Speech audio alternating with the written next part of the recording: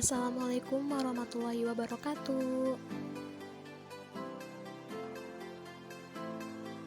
Perkenalkan, nama saya Irna Rusmiati dari kelas 12 IPS 2. Di video ini saya akan menjelaskan menuju demokrasi terpimpin pada tahun 1959 sampai 1965. Apa itu demokrasi terpimpin?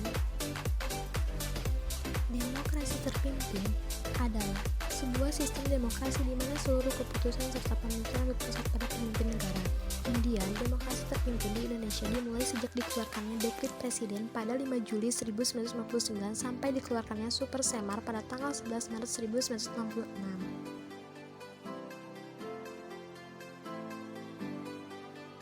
Latar belakang demokrasi terpimpin. Dari segi keamanan nasional, banyaknya gerakan separatis pada masa demokrasi liberal yang menyebabkan ketidakstabilan negara.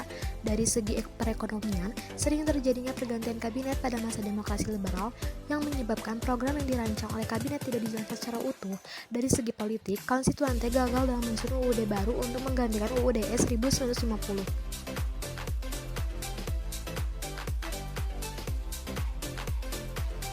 Presiden Soekarno mengeluarkan sebuah dekrit yang disebut Dekrit Presiden 5 Juli 1959.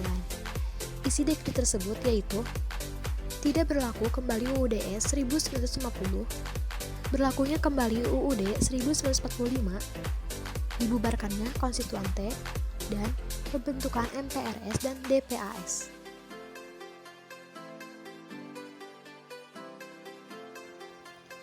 Setelah diberlakukannya Dekrit Presiden, keterlibatan militer dalam politik dan lembaga politik kian meluas.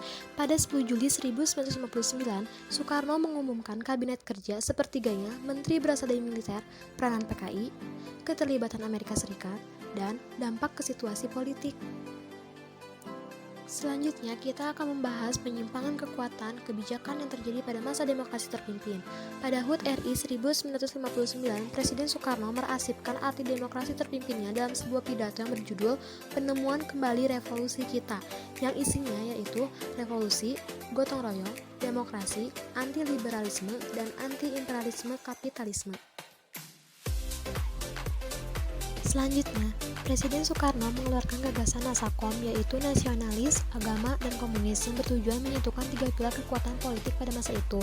Kemudian, pada tanggal 17 Agustus 1961, Presiden Soekarno memperkenalkan ajaran Resopim, Revolusi Sosialisme Indonesia dan Pimpinan Nasional, yang bertujuan memperkuat kedudukan Presiden Soekarno. Nah, selanjutnya kita akan membahas penyimpangan-penyimpangan pada masa demokrasi terpimpin. Yang pertama, pengangkatan Presiden Soekarno sebagai presiden seumur hidup berdasarkan TAP MPRS nomor 3 MPRS 1963. Yang kedua, Presiden membentuk MPRS berdasarkan PP nomor 2 tahun 1959. Presiden Soekarno mengangkat anggota MPRS dengan syarat setuju dengan Manifesto Politik Manipol.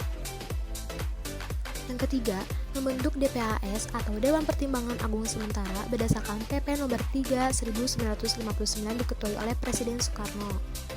Dan yang keempat, pembubaran anggota DPR hasil pemilu tahun 1955 oleh Presiden Soekarno. Dan ini sumber-sumber yang saya ambil dari sebuah video yang saya buat. Terima kasih. Semoga bermanfaat. Wassalamualaikum warahmatullahi wabarakatuh.